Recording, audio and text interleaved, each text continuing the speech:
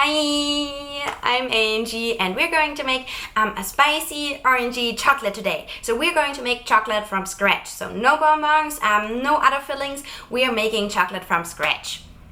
Have I ever made this recipe before?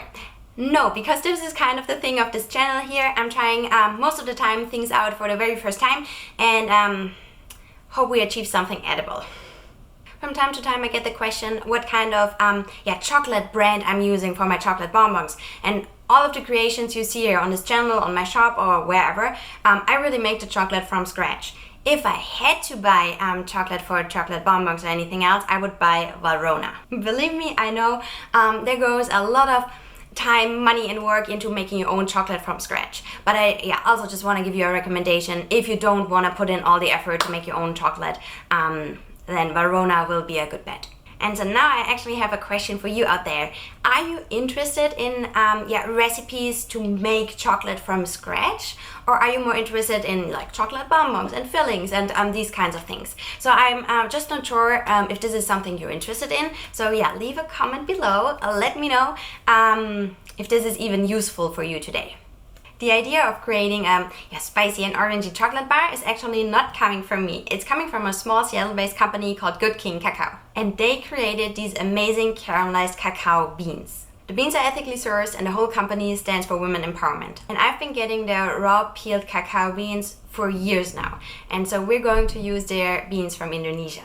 As of now, the beans are no longer available and I'm at like my very last kilograms of Indonesian beans, and I really wanted to make something special with it. And so I thought I'd recreate the strength flavor of the caramelized cocoa beans and turn it into a chocolate bar. And this means I also have a clear picture in my head how the chocolate is supposed to taste like, and we'll see if I can make that work and make the transition from caramelized cocoa beans to chocolate bar. But no worries, I'm not stealing the idea. I talked to Kim, the co-founder of Good King Cacao, and she actually even gave me her spices to make this video and to make these bars.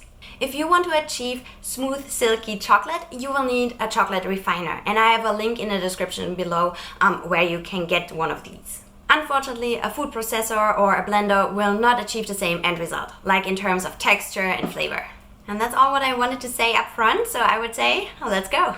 So here we are, this is my chocolate refiner, and maybe just a little trick up front. So I like to add this drum into my oven for maybe 20-30 minutes or so it's getting really nice and warm, and our nibs just break down way more easily. But you can also just use a hairdryer maybe for 1 to 2 minutes and just heat up the whole drum. So here are my cacao nibs. So here's my cacao butter, and that's what we'll start with. Add a little bit of cocoa butter into the refiner. And it's going to be loud, so I will not be talking while this thing is running. And now I'm adding a scoop of the nibs.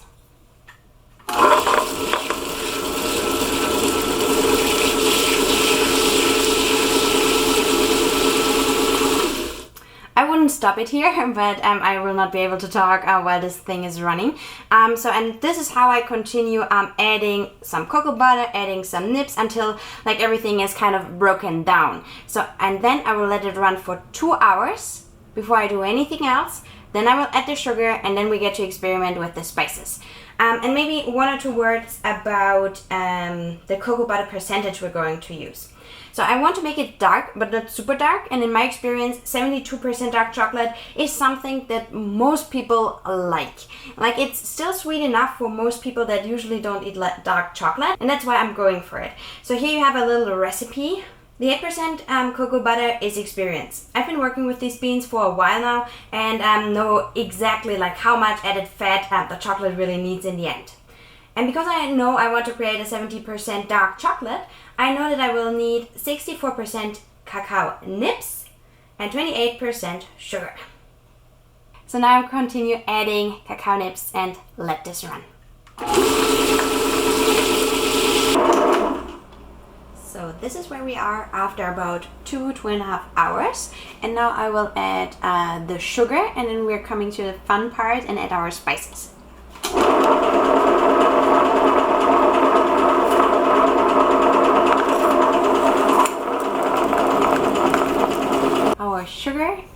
and now we're coming to the fun part. Here I have an orange oil. Here I have some harissa seasoning. I have some cayenne pepper and smoked paprika. So the thing is, I have no idea how much to put in. So what we're going to do first is adding the orange oil and just see how much we need. And then later I will also definitely give you a list of how much from the oil and from the spices I put in. But now it's more like trial and error, add a little bit in, give it a try, see if I like it or not. And but as promised, I will definitely give you a recipe in the end, I promise.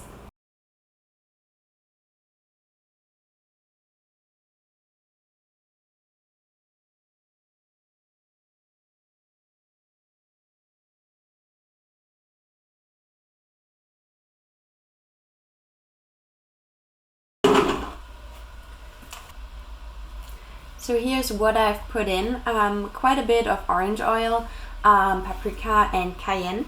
Now I will let this run overnight because the flavors will definitely change overnight. So I just want to make sure that I don't overdo it with like the orange oil or the cayenne. So this will run overnight, and then in the morning we will give it another try and see what's missing, what's lacking. I think we will add a little bit more harissa and maybe a little bit more of the paprika, but yeah, we'll see. So this needs to run, do its flavor thing, and see you in the morning. Okay, this refiner run a few hours overnight, and I've tried it and it's just way too spicy, so I've definitely overdone it with the cayenne pepper.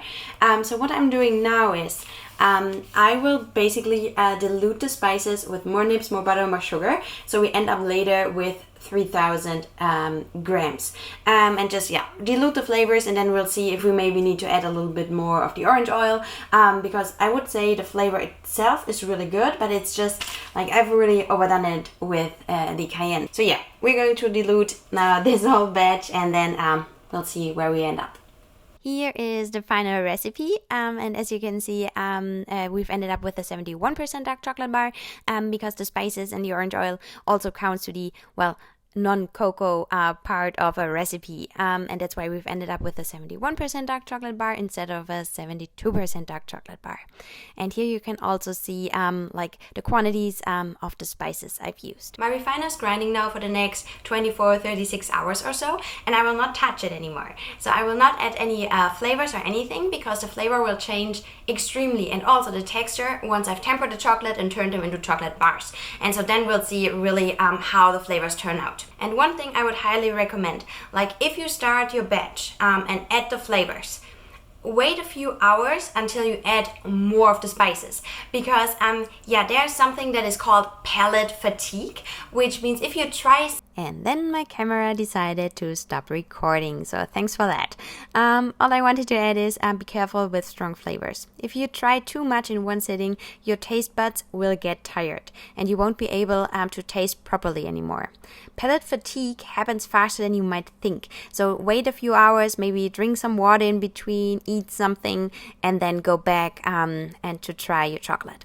We're at the end of today's video, so if you have questions, leave them down in the comments below. In the description you can find some links of equipment and tools I'm using.